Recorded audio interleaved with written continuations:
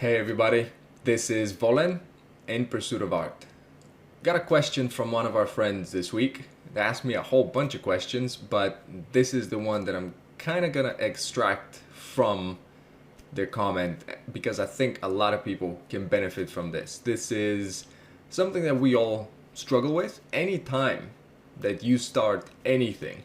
So it's basically a universal barrier to being able to improve. It doesn't just apply to art, it's pretty much any time that you start a new thing. And I think specifically with art, when people start, you invest your self-worth into what you're able to produce. So your drawing, your image, your painting, your work, finally, if it sucks, you suck. That's how a lot of people feel about what it is that they do. We put our self-worth into something that we do. And if that is not up to our standard, we feel like we're not up to a standard. I've seen that many times. So the question is how to enjoy your practice when you really, really suck. And this is it. This is why it's universal. It's because every time you do something, you're always going to suck at the beginning. It's a law of nature. You're going to suck. It's just how it goes. No one is born good at anything. Your brain is born into an environment and then it adapts to that environment. If you are not doing something as a kid, if you are not excessively drawing, painting, writing, doing music, whatever it is that you demand that you are good at later on as a grown-up, if you weren't doing that, there's no chance you're going to be good. I started at 25, I was absolutely horrific. My demand was that I be good because my self-worth is tied up with this thing. I wanted to be good. I had no skill. I was in a foreign country. I had no money. I had nothing to do. Like I had no choice. And then all of a sudden I realized, hey, I also suck. So now what do? Obviously my self-worth is tied up in this thing. It took me a very long time to get away from that paradigm and to actually I don't really do that anymore. I can't remember the last time that I made myself feel bad for not being good at anything. I don't expect to be good at anything. I actually expect to suck. So if the opposite happens, that I do well at something, I'm actually surprised. That's a pleasant surprise that I don't suck at something. It doesn't happen very often. I don't expect it to. So our friend here asked that I don't mention their name. I will not do that. Thank you so much for asking the question though. And if you guys have anything for me, send it over. It helps me make better content for you. So let's get started on this question now. A lot of people quit at the beginning. I'd say it's probably very unlikely that someone gets very, very good at something and then they decide they're going to quit or they're going to move on to something else. Chances are, in order to even become very good at something, you have to obsessively do it. And by the way, just doing something over and over and over, that in itself, after a certain amount of time, will make it enjoyable. Your brain kind of doesn't care what you do. If you decide to put toothpicks in your teeth, just like one after every tooth, and you just look like a hedgehog, and you go and you smile at your grandma, if that's what you decide to do as a hobby, and it takes you 3 hours to put those toothpicks in, after let's say 5 years of doing that every day, it'll probably take you about 10 minutes and you'll be deriving enjoyment from it, from knowing what your grandma is going to say to you after each and every time that you've done that for 3 years every single day. You're going to enjoy the outcome, you're going to enjoy the process. And what I'm trying to say with this is that your brain really doesn't care what you do at all. It could be the most meaningless task, or it could be something that you find incredibly meaningful. But your brain really doesn't care. Your brain needs to be good at something in order to be able to provide you with dopamine. That's pretty much what enjoyment is. Your brain will just give you a little reward chemical for doing a behavior that you have done a lot of times before, you have some confidence in, so you have some mastery, you have some control over your environment. Chances are if you're doing something very often, it has value. Like this is why your brain rewards you in a certain way. If you're doing something, you're doing it consistently, that must mean that your environment demands it. Now, since our survival is pretty weird, at some point you have to go hunt mammoth. Now you can get $10 from putting toothpicks in every single tooth and going to smile on your grandma and make the hedgehog. You can do that. That essentially gives you a reward from the environment. Hey, here's $10, kid. Go and buy a book. Like, please, just do something else. Your brain does not care what the activity is, which is why you can enjoy computer games, right? You can get hooked on them really easily because they're essentially made by people who understand very well what the reward system is for the brain. They don't punish needlessly. So the very question, right? Just the very statement of sucking, how to enjoy a practice when you really suck. There's a value judgment there. Like, sucking isn't necessary. You can say how to enjoy a practice when you're just starting out. Sucking is the value judgment that we all place on our work when we first start out. It's just what it is. We truly do suck. But it's not necessary that you value the outcome. So what I'm trying to say here, one is that just doing something enough over a long period of time will ultimately make it enjoyable, regardless of what it is. Your brain wants you to do well in the environment. It doesn't know what it is that you're doing exactly, so new behaviors often have to be stopped because you're doing stuff that may not necessarily be productive. Your brain wants you to survive. If you're doing unproductive behavior, you may be wasting time. Brain doesn't give you reward, you believe that you suck, soon enough you quit. Like I said, most people quit at the beginning. This is the part that they don't manage to convert. They don't manage to make it enjoyable. They self-punish too much. They make themselves feel too bad after each and every try, not allowing themselves enough time to just get in the groove of, hey brain, this is something that the environment demands. We're going to do this often. We're going to become good. We're going to get confident. We're going to get mastery. We're going to get more enjoyment. So just the very repetition ultimately will get you to a state of enjoyment. But also the very repetition of judging and feeling bad about what you do can also destroy that, because you will get better at judging. You will get better at making harsh comments and making yourself feel bad about what it is that you do. So your brain adapts not only to the task, it also adapts chemically to what it is that you use it for. So if you use it to self-punish, if you use it for judgment, you will get much better at that. Think about that for a second. So here's the problem. The demand is that you don't suck. The reality is that your work sucks. So there's no way around that. If you place a value judgment, which is what sucking is, if you place a value judgment on your work, it's obvious that it's gonna suck. You're not good at it yet. It couldn't possibly be anything different. So for you to enjoy it, it's not just a simple waiting it out type thing. Because if you keep repeating the same judgments, the same self-criticisms, etc., you're only going to get better at those. You're going to enjoy it even less. So to actually enjoy sucking, that thing requires a reframe. That thing requires an entirely new paradigm.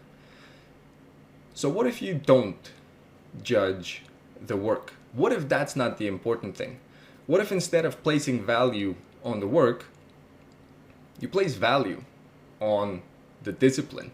You place value on doing it, on being consistent, on the work ethic, on being there each and every day, building self-reliance, knowing that you can sit there and you can't control the outcome, because you never can. You could be the best and you could still feel like you suck. I was watching videos from Maciej Kuchara, from Noah Bradley.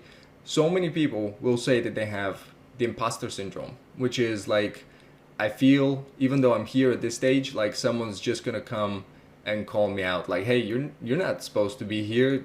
Like, who brought you over? You're not qualified for this thing. How come you're doing it? Because the reality is that regardless of how many degrees you have and pieces of paper that certify, yes, this person should be here, I have placed them on this chair upon this computer and they should use this software and click on this mouse because this is exactly where they belong. Regardless of what you have, we're all ultimately self-trained. We're all self-taught.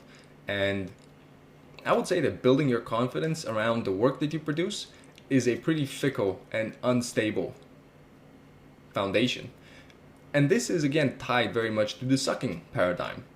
If the outcome is what you place value on, which is why you can say it sucks because you're judging that, if this is what's important, you will never be able to build confidence because you can do everything right and it could still suck. Started that at the beginning. You can do everything right, it could still fail. It's just how it goes. Luck is a factor. There's a lot of things that come together. Sometimes you just don't do the right thing. Like you click, let's say you're looking for a composition, you click 2 centimeters off and you just stamp your brush there, and instead of ending up with a landscape or something awesome that you could find there with a great design, you end up with like a horrible mess. Like sometimes you just don't control the outcome. Sometimes you just get lucky. I've heard this from so many people with their first better pieces, that they say at the time, I just got lucky. Like this thing was better than I was. It happens. It's a reality. And then that's why I always say you're the only one that knows your true level. So getting back to this question, you can't control the outcome, but you can control your effort. You can control what you value. So you could still produce work that sucks. That's no doubt that it's going to suck for a very long time. But if that doesn't matter to you at all, if that's not something that you value, that you ended up with a good drawing or a nice piece of art, I don't even look at what I like. It's hard to actually not look at what you do, but when I'm done with anything, I don't really look at it again. If I put it in the portfolio, or if I just decide, hey, this is one of the better ones, it's just because the process was better. I spent more time on it, I was better prepared, I made sure to do research, I did all the right things. That's why it ends up being better. So I always reward the process. I never reward the outcome. If the outcome is good, the process was good. So if I was enjoying the process and valuing the process, by definition, the work will most likely be good. And if it's not, it doesn't concern me. Because what I value is, did I do not even the best, because I can't say that I've ever done the best, but did I do my best today? Despite, or maybe because of, if I didn't feel great, if I didn't sleep enough, if I didn't do this, did I still manage to get to work? Did I still manage to be focused? Did I still manage to do what it is that I'm supposed to do and not procrastinate and not deviate from that? Did I still manage to bring value to someone else? Did I manage to think about a video or someone else's question? Did I just do something of value? And I don't care if the end result is crap. I might shoot this video 10 times. I've done so many videos over and over and over. In fact, I've done more videos than I've posted. They were practice. I'm getting better at this stuff too. So I don't value the outcome. I value the process. So here's another thing for you. What if you do get really good? What if you're really good at something, right? So you don't really suck anymore at this one thing that you do. What's going to happen then if you still value the outcome most? You're going to most likely end up doing that thing over and over and over. You will just keep yourself boxed in that one tiny area. This is what Josh Waitzkin, he is an amazing guy. He was a chess master before, so he was a chess prodigy, played as a kid, got to be really great, then switched over to martial arts. This guy's mastered mental, physical, all kinds of skills, made it to the highest levels, won championships, world championships. So this guy, in his book The Art of Learning, there's also, by the way, 2 podcasts on Tim Ferriss with him. He doesn't do almost anything public. They're very valuable. Awesome guy. So he talks about this paradigm of the hermit crab. He says that in the life of a hermit crab, at some point their shell becomes too small for them. So if they want to grow, they have to leave their shell, and they're now completely unprotected. Their tiny little soft body on the seafloor, anything around them could snatch them up. But if they want to grow, they have to take that risk. Then they go and they look for a bigger shell, and they go in there, and now they can grow again. So in this moment of growth, there's an intense period of discomfort, because you're without your shell. You need to be able to abandon it. You need to be able to go do something new. Even though you were good, the old shell was still okay, but you can't grow there. So if you get really good at something, but your demand is that still you have the paradigm, the self-image of, I am good at this thing, I must not ever produce something that is substandard, it hurts my eyes. If you're like that, you will never be able to grow, because you'll just box yourself in. You have to be able to take risk. When I first started out, I was like 23, let's say. At that time, I was pretty much succeeding at things that I didn't care for. So I was easily becoming good at things that I didn't really care for. So I was getting praise easily from people. So let's just put it like that. I never failed. Like, let's just say that. I'd never had a big failure. I would go to places and I would do whatever is required and I would do well, but I just didn't care for any of it. And then I started doing the art stuff, and I immediately just bombed. Like, it was horrific. Everything I did was horrible, like just zero. If you don't know what I mean, just go on in the link below, go there, open up the sketchbook, scroll down to where the beginning is, and you'll see where I started. So I would draw like a 3-year-old.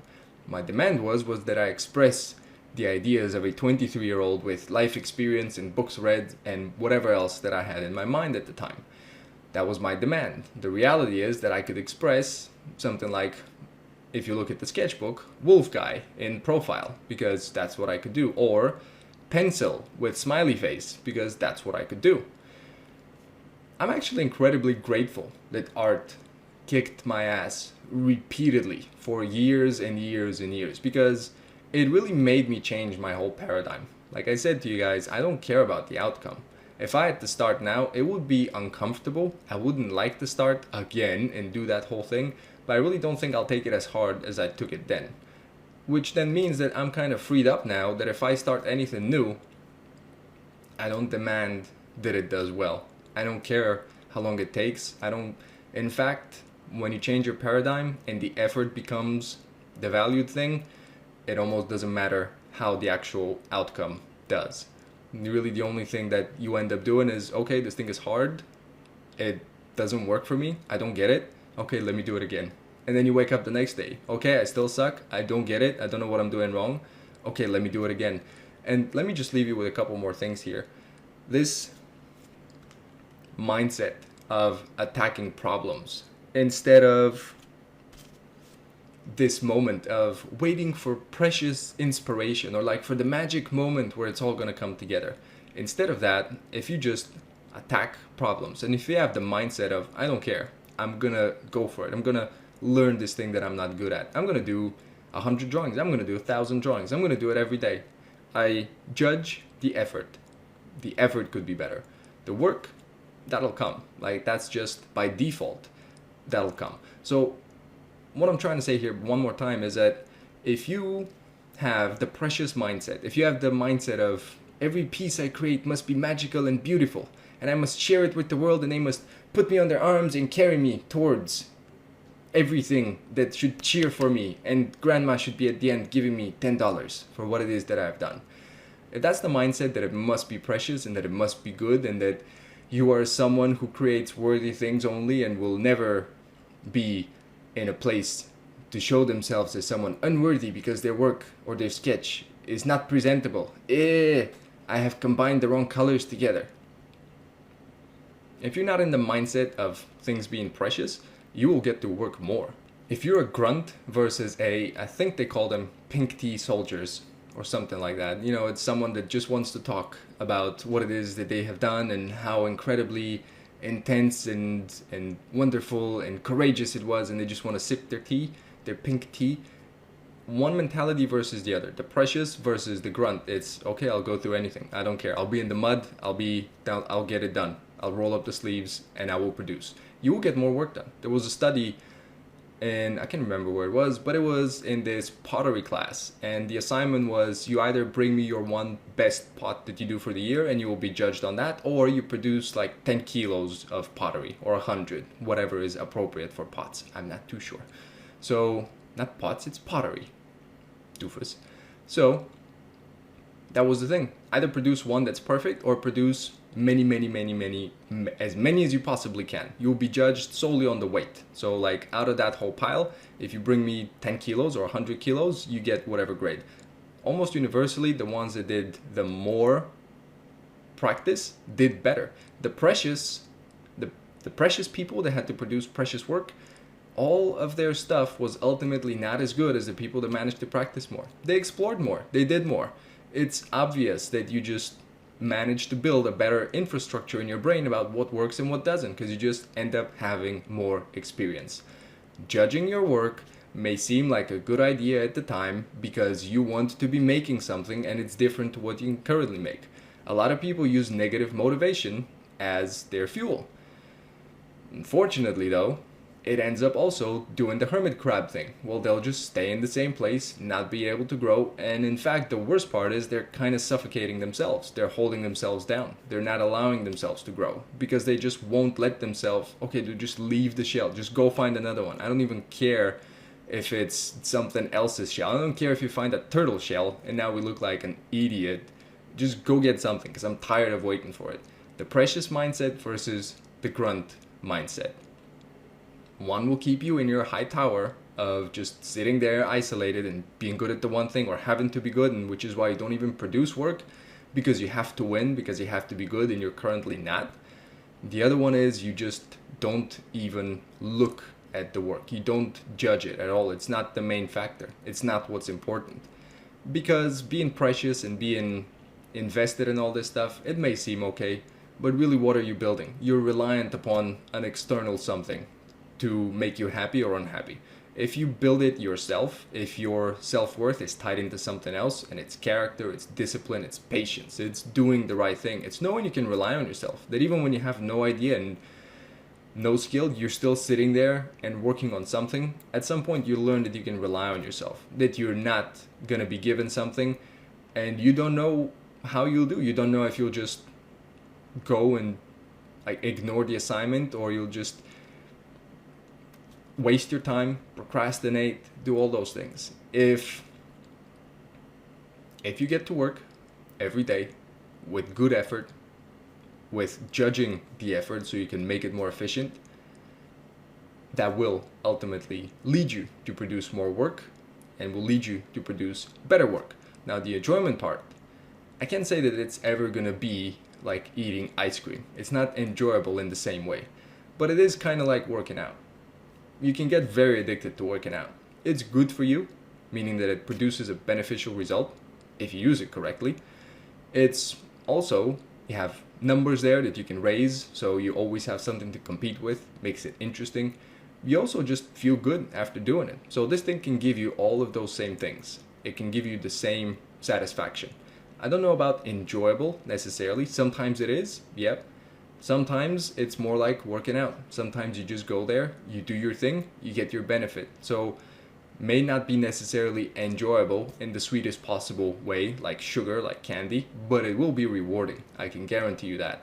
And it's not necessary that you even enjoy stuff like ice cream. That should be very rare, unfortunately. Having rewarding things instead may not feel as sugar-coated at the time. It may not be as intense, but it will give you a better overall final result. It's just how life works, I suppose. At the root of every problem is your kernel of improvement. Every time that you get to the bottom of something, you will be better. Value your problem solving, your discipline, your ability to navigate through complex areas and make it through. Value that. It's much more valuable than a picture of a dinosaur or something like that. That could be the outcome of it, but if that's all you get at the end of the practice, to me, it's kind of not worth it. I prefer to think of art as something more general that I could use as a practice for self-improvement, not just to make pictures. I don't really care too much about pictures, to be honest. That's it. That's it for me. Way too long, as usual, but I'm hoping that it's giving you guys some good value. Give me some questions if you have them. By asking your question, you're going to be helping someone else out. It's virtually impossible that your question is not shared by many other people. So don't be afraid. Send me some questions. You can find me on Instagram. I try and post daily. I'm also trying to build up a daily DeviantArt thing, so whatever you prefer, I should be on there. You can check out the portfolio. You can check out the website. There's also a blog with a ton of written stuff that's really not on here. And there's also a sketchbook where you can see how I go from suck to being a bit better 4 years later. I think that's about it. If these help you, please like, share, please put them somewhere that someone else might see them, because there's a lot of people that are probably looking for the same things that you're looking. So if it's been helpful to you, they'll probably be helpful to them. So if you post this somewhere, thank you very much. You will be helping the channel. I think that's it. I will see you soon. Keep on doing what you're doing. Hermit crab, Josh Wade skin, hedgehog teeth with the toothpick. Lots of things to think about. I will see you soon.